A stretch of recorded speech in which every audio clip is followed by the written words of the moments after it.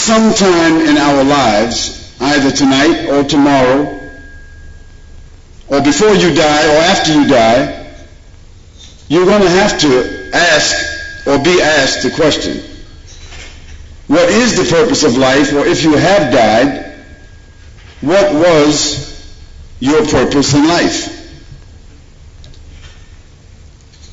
And this is a very fundamental question.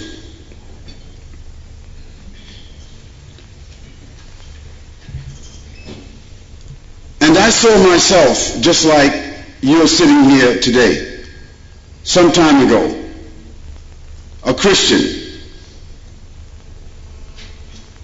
a non-Muslim, a human being that at that time really didn't know or could not answer the question, what is the purpose of life? And the first time I heard that question and had to ponder on it, it really didn't matter what denomination I was. It really didn't matter what color I was, what college or university I graduated from. It was just an overwhelming question. And it's just as valid a question today, after 35 years being a Muslim. It's just as valid a question today as it was then. So I pose to you, those of you who are our guests, non-Muslims who took the time to come out here tonight, think for a moment. Ponder, reflect, bear with us, be patient, and think about some of the evidences that we will offer you to fill that gap and to answer that question.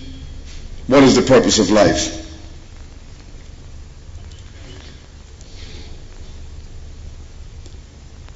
So with that note, I would request you to think about what I will be saying to you as information and advice, not a lecture. Usually when a university professor offers a lecture, he's very confident about what he gives, and he's very confident about those who receive, because after all, they've paid for it. In this case, neither have you paid for it, and neither do I assume that what I'm saying to you will be received. So take it as advice, and I'll give it as such. Now, the information I want to share with you may be a bit extensive. Our brother said that my lecture to you will be about an hour. I tried to make it a little bit less than that. But I think that when you consider that you live 24 hours a day times 7, that's 168 hours a week times 52, times whatever amount of years that you've been on this earth, I don't think that to take just an hour to listen to some advice that may fill this gap, may answer this question, would be too burdensome for you. Now, it is my responsibility to address the topic of our discussion tonight. What is the purpose of our life? And through answering that question, lead you and I to capture the treasure, the hidden treasure. Because the answer to the question is the key to the treasure.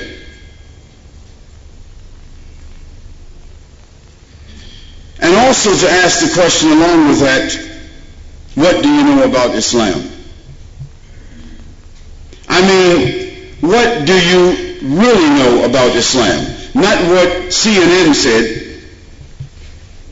not what my President Bush said or Tony Blair said, not what Muslims necessarily say, not what your father or your mother or your teacher in school or your friend said or the newspaper said, but what do you actually know about Islam? And not necessarily what you have seen in the action of some Muslims, because obviously all Muslims, like all Christians or Jews or Buddhists or Hindus or all other human beings, obviously all of them do not know their religion well, nor do they practice it. So you cannot understand what Islam is simply by virtue of the fact that you have a Muslim colleague a Muslim co-worker or a Muslim friend, or you've read some things about Muslims. I'm honored to have this opportunity, and I would like to begin by saying that all of you have just as much of a responsibility as I have. My job is to fill the cup if I can. But I cannot fill the cup unless you hold it out, unless it is right side up. For if your glass is turned upside down, the water will just spread every place and you won't receive anything. Now, for your glass to be turned right side up, you have to have an open mind, an open heart.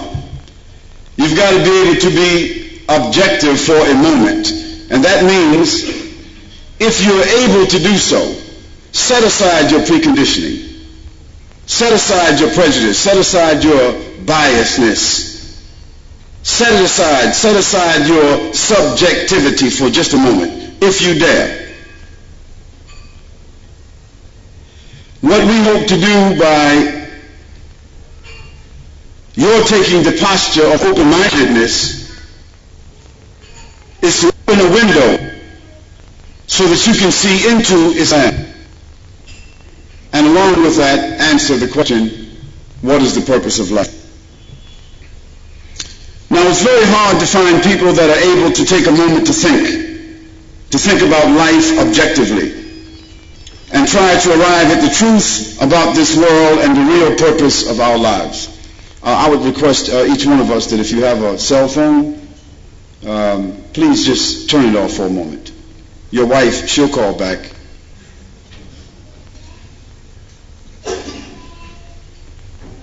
She won't leave you.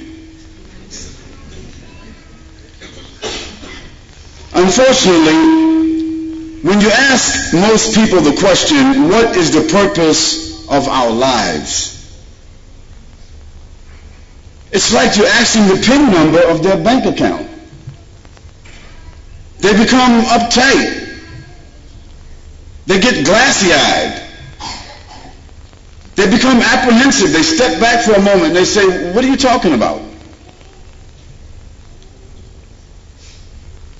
Such an important question.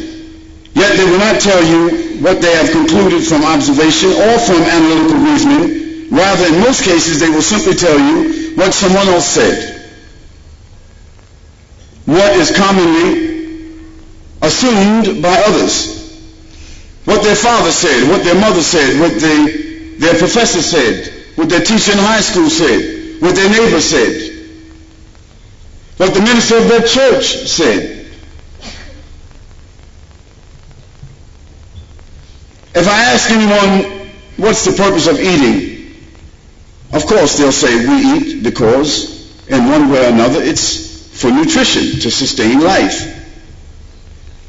If I ask anyone why they work, they will say, obviously, if I don't work, I won't make money, I won't be able to take care of my family. It's to earn a living. If I ask them why they sleep, why they wash, why they dress, etc., they will answer in a similar fashion, with very rational, clear responses. We can follow this line of questioning with 100 questions and receive the same rational answers in any language, in any place in the world, because it's a very simple question. Then I ask you, why is it that when we ask the question, what is the goal and the purpose of life, why do we get so many different answers and different responses? It's because people are confused. They're unprepared. They didn't really come to grips with that question. They did not resolve that question. And because of that, they go through life stumbling, fumbling, trying to grasp something out of life without really understanding the purpose itself. And we're talking about what? Educated people, influential people, powerfully endowed people, sophisticated people, people that control the lives of tens of thousands or even millions of people, and they themselves have not come to grip with the question, what is the purpose of life? If we ask the question, where is China? Everybody knows China is at, because there's 1 billion people in the world that are Chinese. And we know Chinese history, we know Chinese culture, we know the geography of China, and so many things about China. But if I ask you what is the purpose of life, we can't answer. Well, let's think about it tonight. Is our purpose in this world simply to eat, sleep, dress, work, acquire some material things, enjoy ourselves, migrate towards some position in life? Why are we born? What is the object of our existence? And what is the wisdom behind the creation of man and this tremendous universe? Think about that question. Now, some people may argue that there is no proof of any divine origin. There's no proof that there's a God, that there's a creator. There's no proof that this universe came about through any design. And there are people who still say today that the human beings did not come about by a design, but that they evolved from a species like monkeys or apes. And even though Darwin, before he died, he gave up that theory.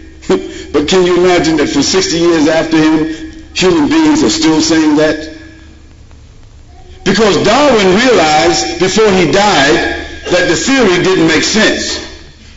Because monkeys are not still evolving. And nor are humans still evolving. Because if that were the case, humans should have evolved into another species similar to humans, and monkeys should have evolved into humans, and therefore monkeys who evolved into humans should be now capturing other monkeys and putting them in zoos. But that's not the case. Human beings have a different emotional structure than monkeys do. And monkeys have never had the emotional structure or the psychological capability of human beings. And in fact, Darwin realized that the human being is the only unique species on the planet Earth that has been discovered that has the psychology and the emotions, even though there are other mammals that may be similar to humans. They're the only ones that have this psychology and have this set of emotions. And this is what set the human beings apart, their mind and their emotions. And because of those emotions and that mind, they have such vast capabilities that they're able to use to dominate the rest of the world.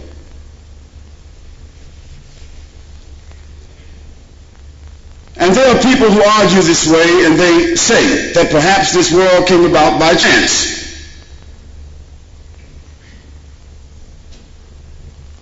Chance, like shooting dice. You throw 2 pieces of dice out, and you might get a 7, you might get an 11, and you win. Or if you get snake eyes, you lose. Or you might get a 5 or a 6 or an 8 or whatever the case might be. A combination of numbers that you can never determine how they will come. Chance. Let's think about that. And those same people argue that life does not have any definite purpose, and there's nothing that can be concluded or proven categorically or scientifically, either logic or science, that there is a creator, that there is a God, that there is a purpose or any divine reason behind this world. Now, here I would like to mention a few verses from the Quran that addresses this subject, and I would like you to listen first to the Arabic, because the Arabic is a medicine, and you'll receive the medicine without a spoon. Even though you won't know when you hear it what it means, your soul and your psychology will be soothed, and the medicine will have its therapeutic effect upon you. And then I'll translate for you. أعوذ بالله من الشيطان الرجيم ولله ملك السماوات والأرض والله على كل شيء